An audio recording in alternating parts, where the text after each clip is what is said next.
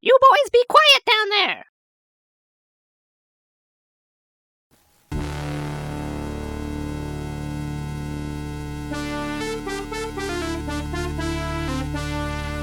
When I was a kid in the 80s and 90s, my brothers and I would often enjoy thinking up hypothetical concepts for video games. One idea of mine I particularly liked was the concept of a shooter, or shmup, which combined RPG elements.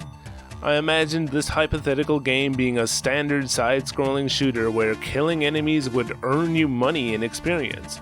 You would power up your ship by both leveling up and buying new equipment.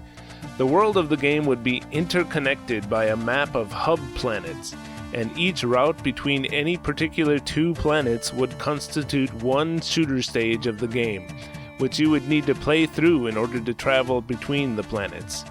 You would be able to move freely around the map via menus, and of course there would be an epic storyline similar to Final Fantasy, which would tie the whole 30 to 40 hour game together. Unfortunately, I never grew up to be a game developer, so this game never came to be.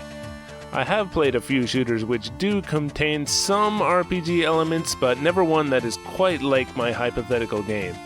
However, little did I know that while I was thinking up my hypothetical game concept in the 90s, one of my favorite developers, Nihon Falcom, had already released a game in 1989 which had many similarities to my idea. Star Trader was intended to be Falcom's successful marriage of shooting with role-playing and graphical adventure. For this project, Falcom went with their current platform of choice for all original game development at the time, the NEC PC-88 series, a decision they probably later ended up regretting. But we'll get to that later. This is the game we got, so let's check it out and see how Falcom did. Here's the cover of the game, and here's the back.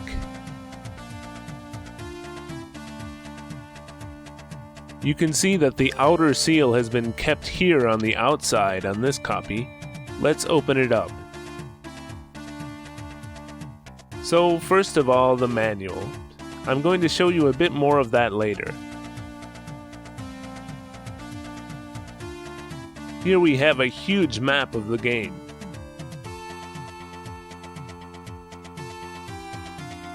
This is actually a mouse pad. And it's kind of weird that they included this since mouse accessories did exist for PC-88, but they were pretty rare and few games were mouse compatible. Star Trader itself doesn't even use a mouse either. It's a really cool mouse pad though, and mine is in good condition. Next, we have some stickers. The main reason they included these is because, as you can see, some of these stickers were intended to be used as labels for your user disc.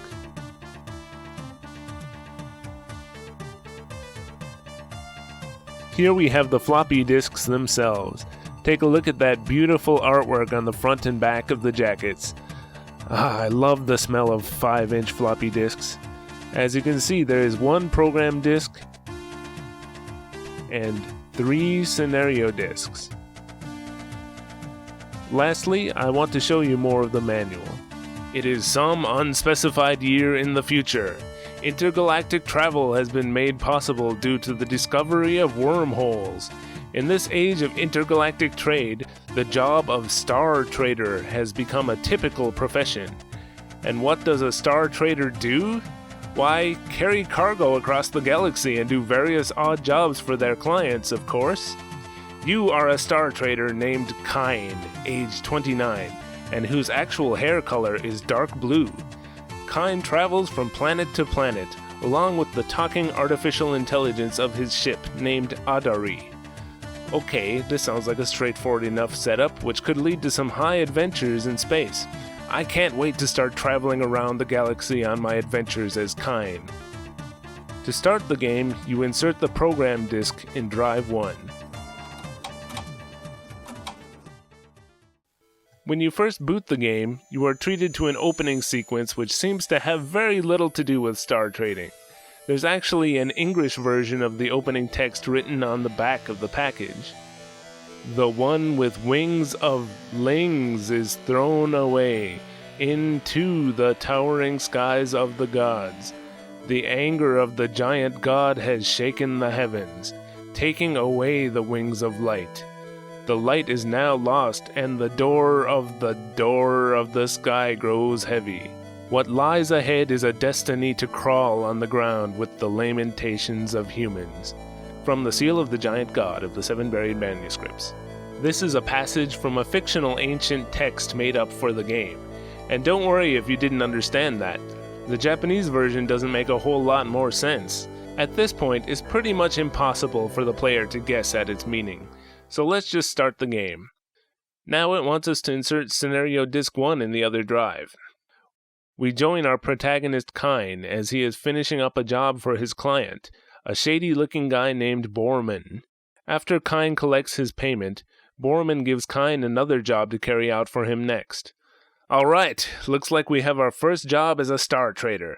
Let's get back to Adari in the ship and set off for adventure traveling the galaxy. Wait, Adari is saying that there seems to be someone waiting outside our ship. Should we go out and see who it is? Okay, I guess so.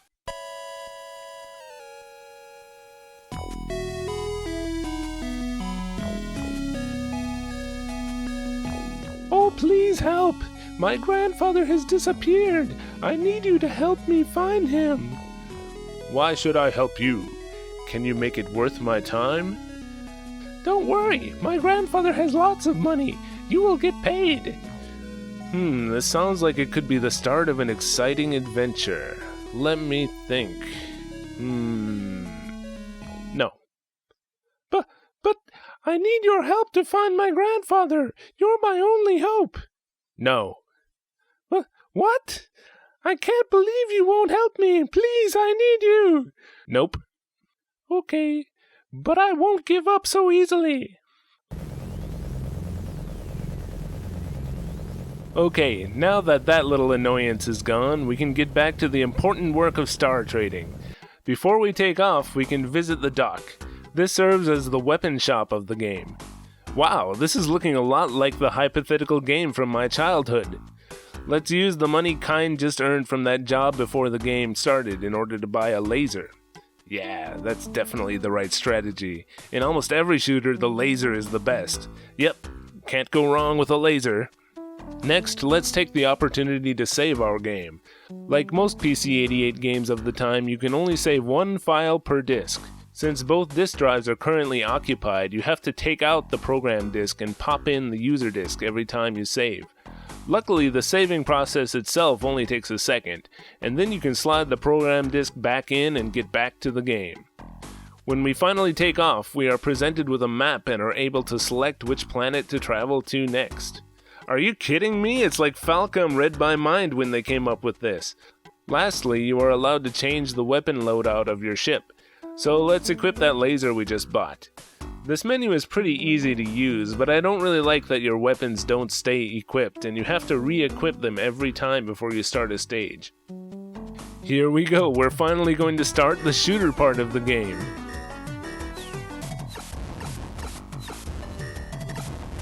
Whoops. Crap. Damn! Arrgh!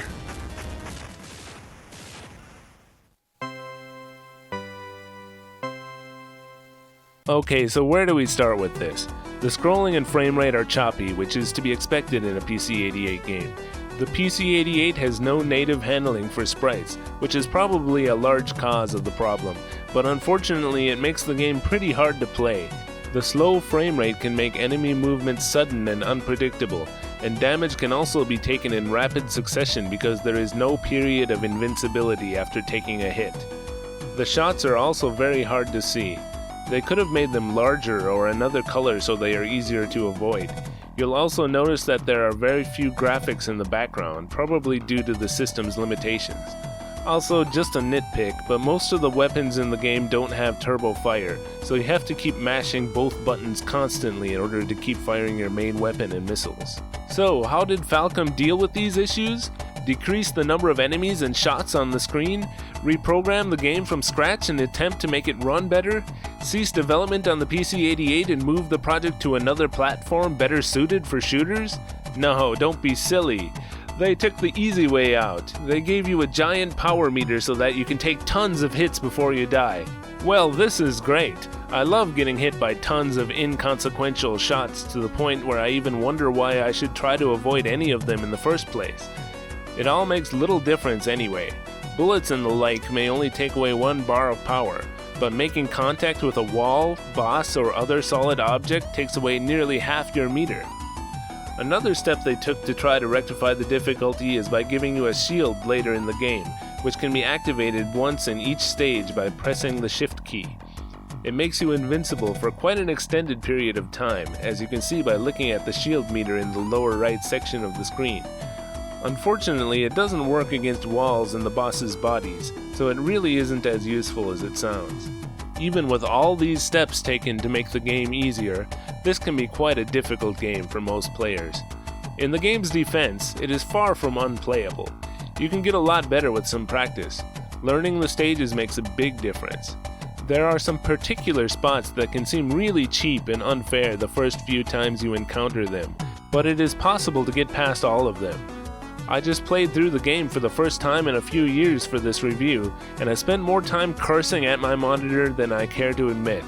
But having just gone through all the stages, I feel like I could probably breeze through the game again pretty easily at this point. So yes, while Star Trader is probably not going to make anyone's list of favorite shooters, the action is serviceable with some practice. The boss of this first stage is pretty easy if you can get through the stage with some power left and learn his attack pattern.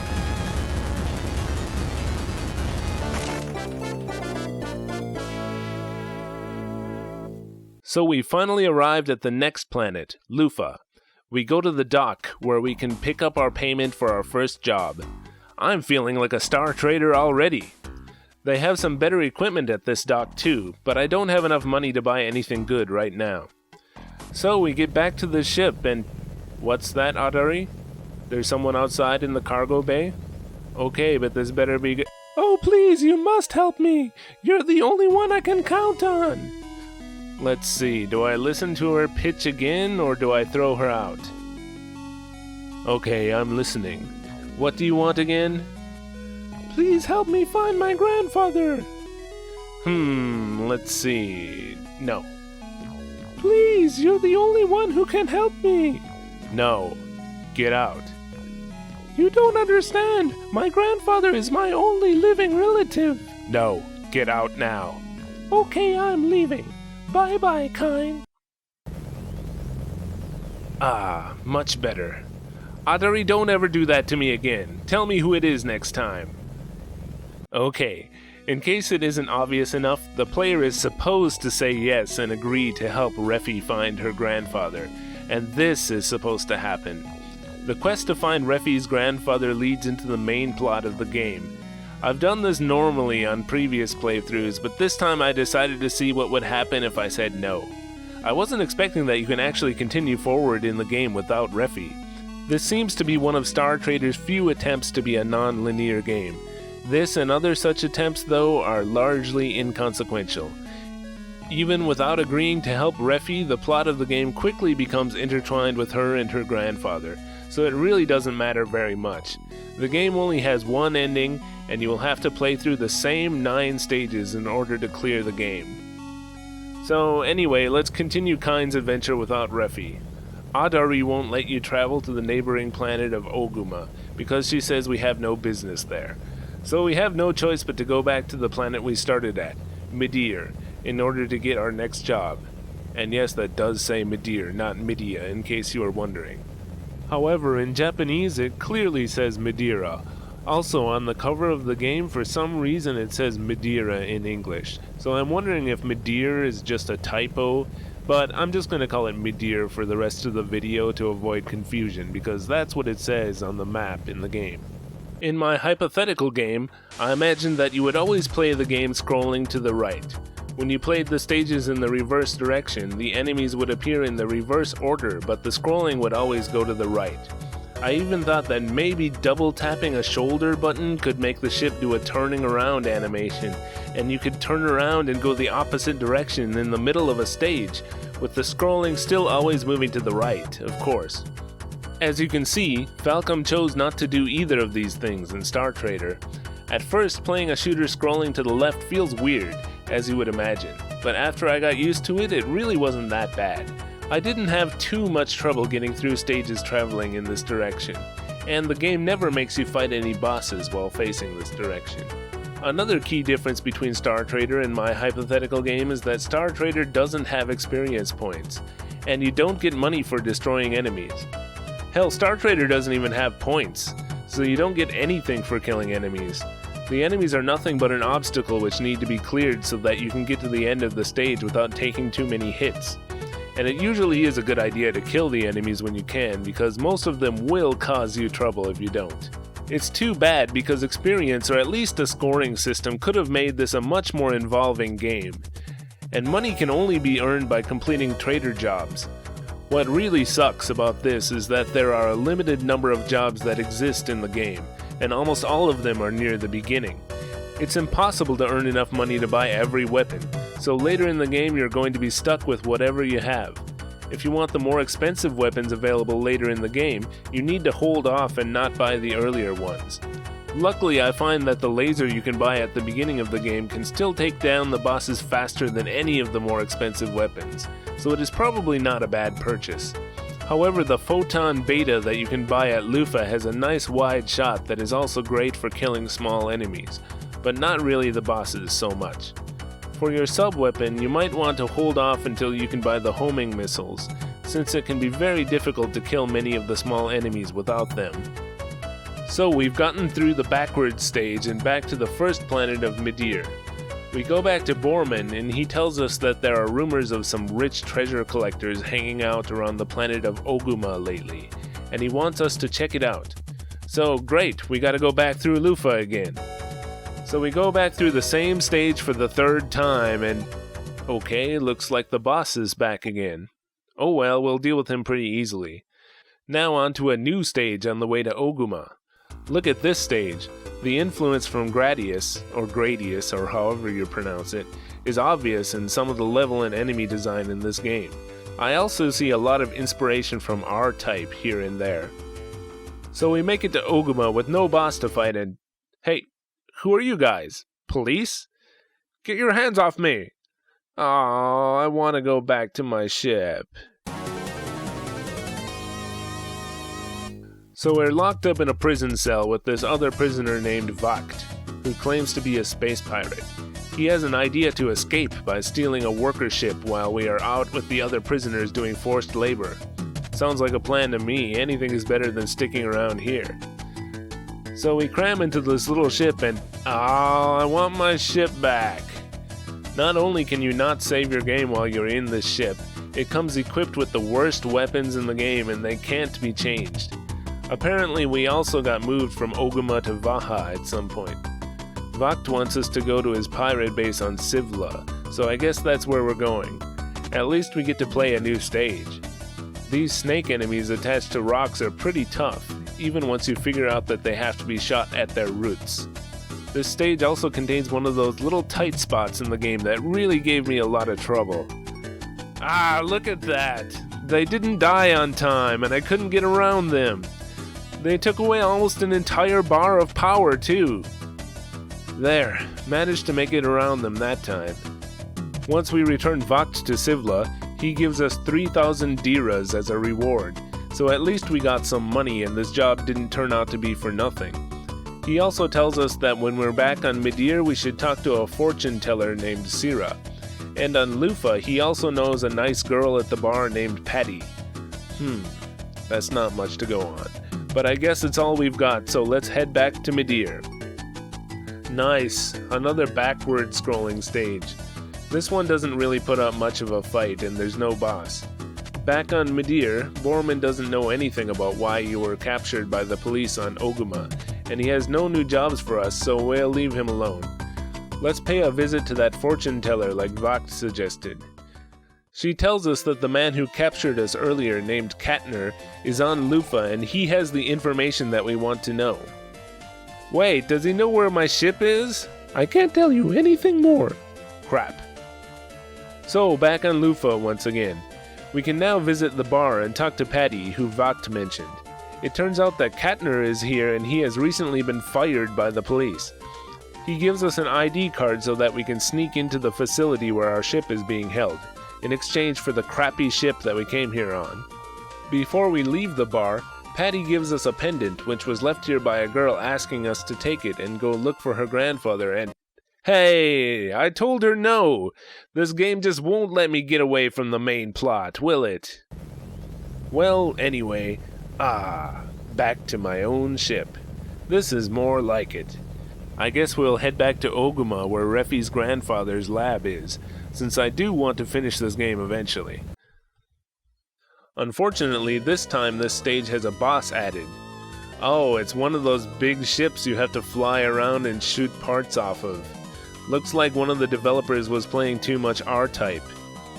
This ship kicked my ass quite a few times until I realized that it has just 2 weak points, one on the bottom and one on the top. When you hit these, the entire ship flashes. If you destroy both of them, you win. The rest of the destructible parts are optional, though it is a good idea to destroy them if you don't want to get shot at very much. Okay, so that's finally done. Back to Oguma. Let's take the pendant to Refi's grandfather's lab and see what happens. We get to hear a holographic recording that was meant for Refi. He tells Refi to hurry to meet him in Legandia and to bring the pendant. So now we're flying to the next planet, Legandia. This stage has giant flowers that shoot seeds at you. It's not too difficult. Oh no, the boss is another giant ship. Luckily, the strategy is the same as the last one, so I know what to do this time. This one only took me a few tries. At this point, I want to say that I am planning on showing the entire plot of the game to the end. There aren't any huge twists or reveals or anything anywhere in the story, so personally I think everyone should just keep watching, but I thought I would put this warning here just in case anyone is concerned. So here we are in Legandia. Oh, what do you know, Refi's grandfather has been killed for some reason. His research must have been about some crazy shit, I guess. Not sure I want to get involved in this. Oh no, he's still alive and he's telling me about his research.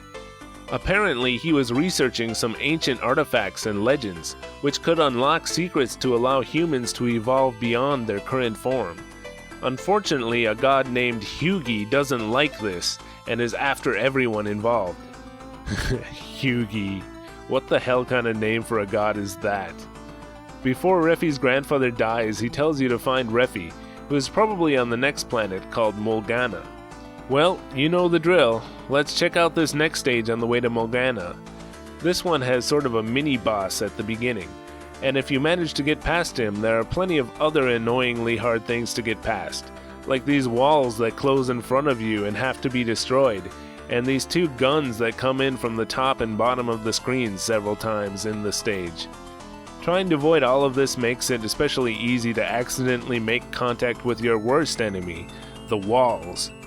Luckily, there's no boss at the end of this one though.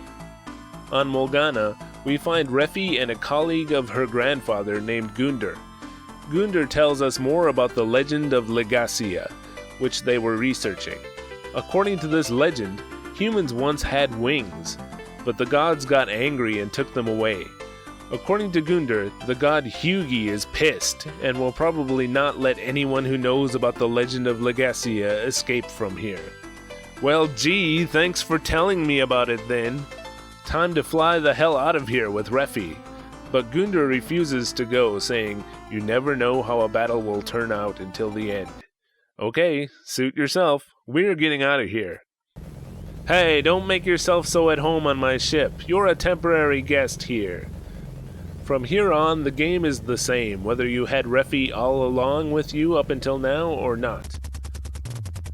So apparently Hyuga is so mad he sends a giant wall of fire after us. This stage is pretty much impossible to do without some memorization. There are more of those walls that close in and can be destroyed, but you need to go in front of some of them before they close in order to get through on time. Looks like we finally outran the wall of fire, but oh no, look, it's another giant ship to destroy. Man, this stage really doesn't let up. Back to good old Midir, but what's this? Sira's shop has been trashed, and Borman seems to not remember Kine and mutters the name Hyuga as if he has been hypnotized.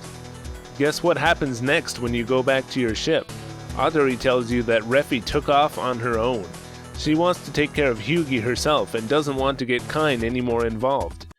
Okay, sounds fine to me. This part of the game doesn't give you any clue at all where to look for Refi, but I just guessed I'd head toward Lufa instead of Vaha, and this turned out to be the correct choice. Traveling through Lufa again, we find that Patty is also hypnotized by Hyuga, and we also run into Vaktagen, who, isn't. On Oguma, for some reason we run into Katner, the cop who captured us and then helped us earlier, and what do you know, look what the cat dragged in. Going off on your own to fight a god wasn't such a great idea, was it? You're coming with me.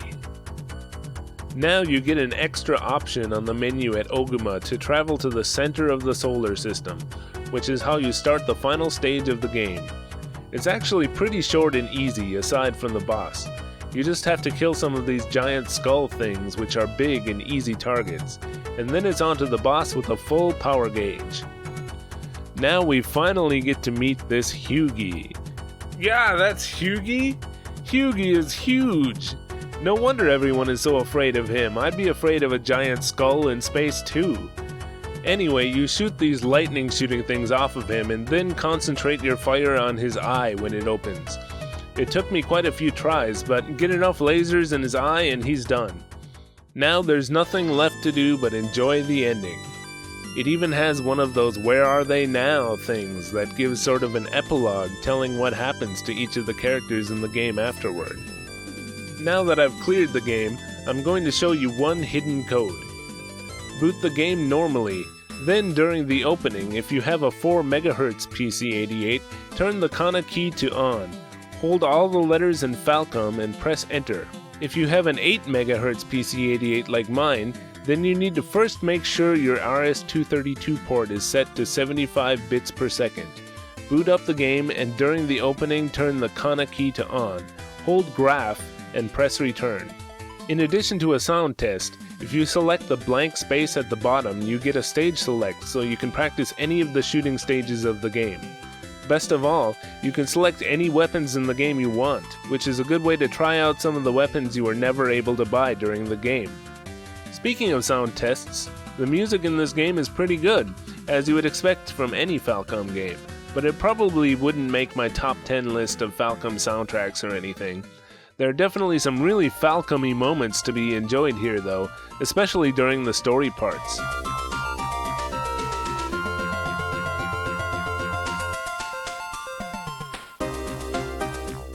What was that? Am I playing Sorcerian or Brandish here? That's some nice Falcom FM sound if you ask me. The only person credited for the music is Miyako Ishikawa, who worked on a lot of early Falcom soundtracks, including some of the tracks for Ys. Nowadays, she's the manager of the design unit at Falcom, so you'll see her name displayed prominently on newer Falcom games to this day. She doesn't compose music anymore, though. So, as you can probably guess, Falcom didn't make any big waves with this game. Reception is said to have been poor, mostly because of the choppy gameplay and high difficulty near the beginning. Falcom never released another shooter, and Star Trader was hardly even ported to any other platforms. A PC-98 version was released shortly after the PC-88 version, but as was the case with many early PC-98 releases by Falcom, it used the exact same graphics and sound as the PC-88 version, instead of utilizing the PC-98's superior graphic capabilities. So graphics and sound-wise, the two versions are almost exactly the same. The only other version is not really a port, but rather a remake for X68000 by a developer called M&M Software and released by Brother in 1991. This is nothing like the original game, however, but rather a traditional linear shooter based roughly on the same story. The story is told through cutscenes that you have no control over, so all RPG elements have been removed. All but 2 tracks of the original soundtrack are gone as well. Most people consider it to be a fairly plain and mediocre shooter. It's unusual for a Falcom game of the time, but Star Trader was never re-released on any Classics collection or as a resurrection or renewal version of the game. Even Dinosaur for PC-88 got a remake in 2002 for Windows as Dinosaur Resurrection. Star Trader, on the other hand, has laid dormant since the 1991 X68000 version. It's really a shame that a concept that seems to have so much potential never fully materialized into the great game that it could have been. Don't get me wrong, I don't hate Star Trader as it is. In fact, I do think it's worth a playthrough for those who are interested, but just a few things done differently and this could have been a classic. It's never too late, Falcom. Why not give it another go someday and turn this into something great? If not a remake, maybe some sort of sequel or a new game in the series. I know this is wishful thinking and it will probably never happen, but I think this could still be made into a game that lots of people would enjoy playing today. Until that happens, Star Trader will remain little more than a historical curiosity for Falcom fans, and fans of shooting games in general.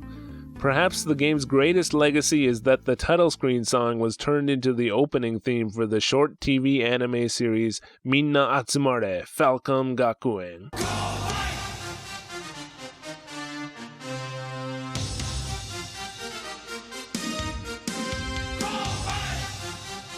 If you watched all the way to the end, then leave a comment and let me know. Then mash the hell out of that like button. Also be sure to subscribe to Basement Brothers if you haven't already. Thanks for watching.